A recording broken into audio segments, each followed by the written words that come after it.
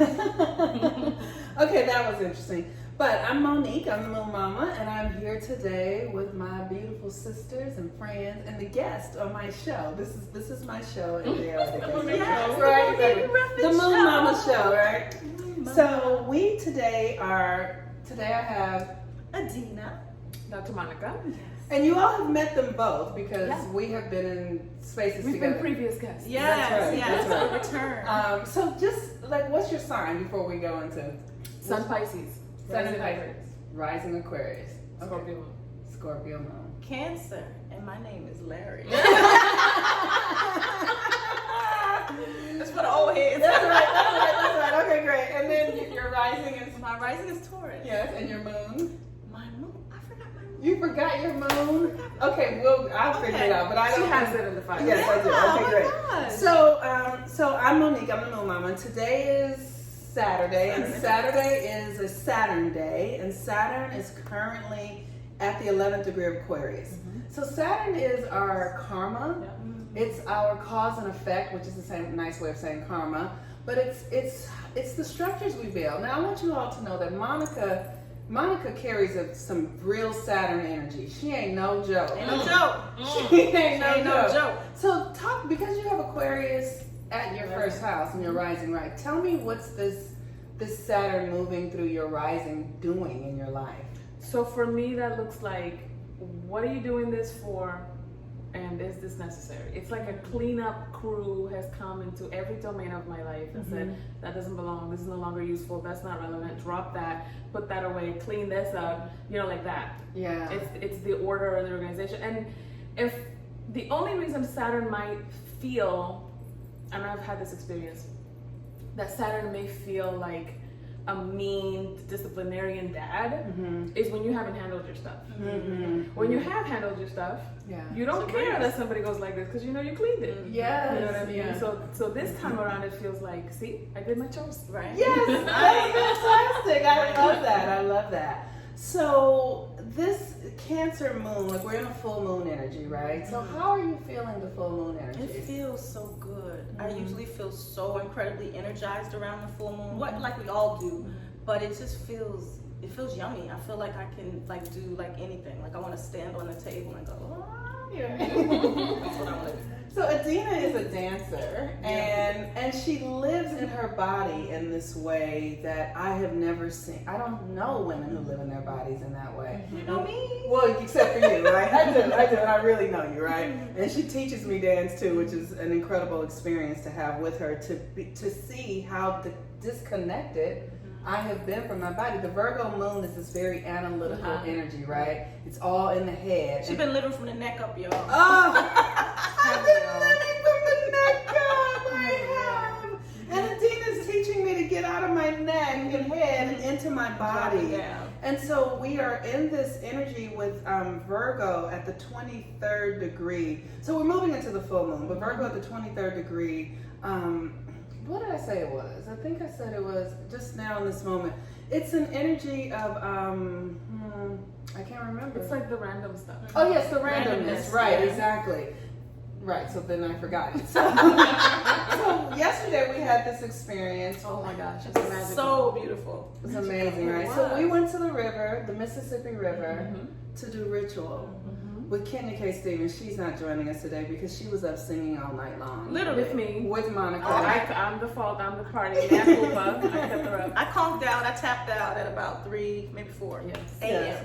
These ladies don't play. They are your Broadway performers, singing, grand, like all of that. I went to bed at 2 o'clock. I was like, I'm done with this. Right. Okay, I gotta get it That was together. a good showing. Right. 2 a.m. Well, you put in time. But when we were doing the ritual yesterday at the Mississippi River in New Orleans, a wonderful woman walked up to us With two daughters. Beautiful children. beautiful children, and she said, "What are you all doing?"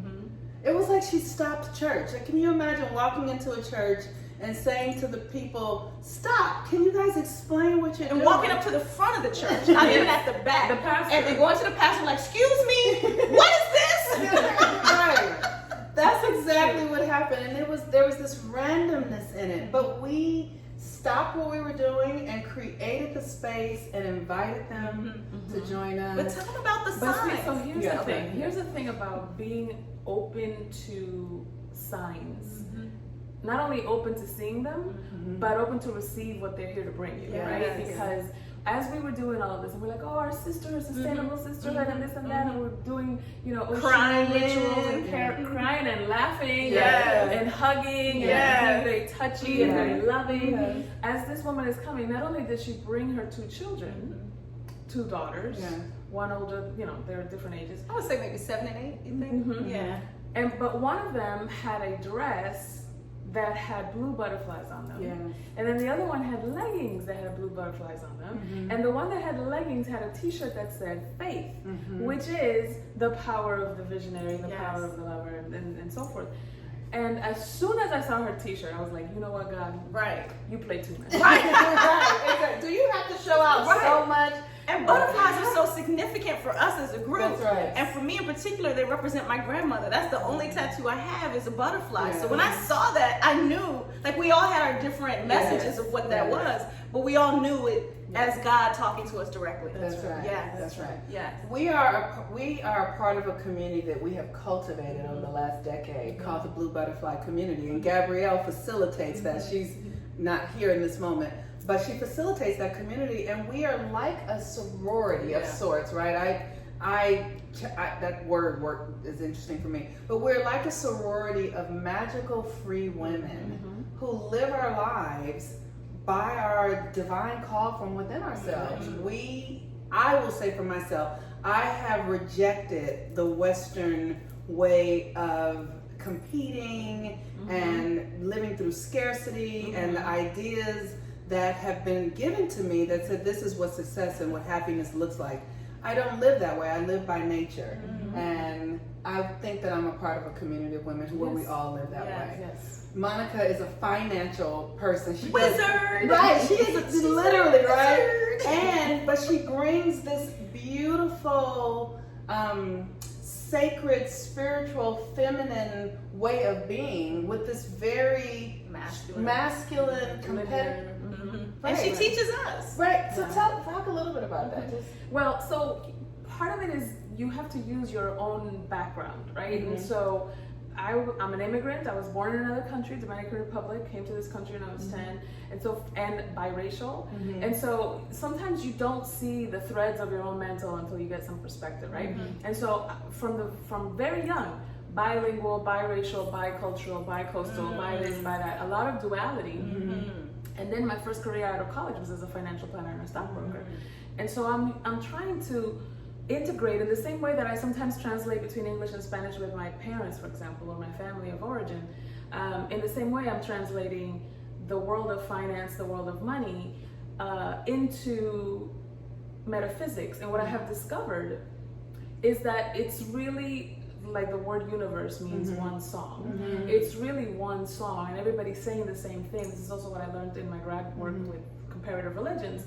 But it's like all these religions have different names, different lingo, different traditions, but it's all one song. One song. And the language of money is also teaching that one song. But when you approach it from the feminine perspective versus from the masculine perspective, you get a different outcome. Yes. Right? So I said this in my first book, when you choose a different come from, you get a different outcome. And so when you approach money from the feminine perspective, it's kind of like the earth. The earth doesn't say, I only accept apple seeds. Right. And I'm only going to breed apples. Right. No, it says bring the oranges, bring the lemons, bring the broccoli, bring the tomatoes, Bring the strawberries. and bring the strawberries.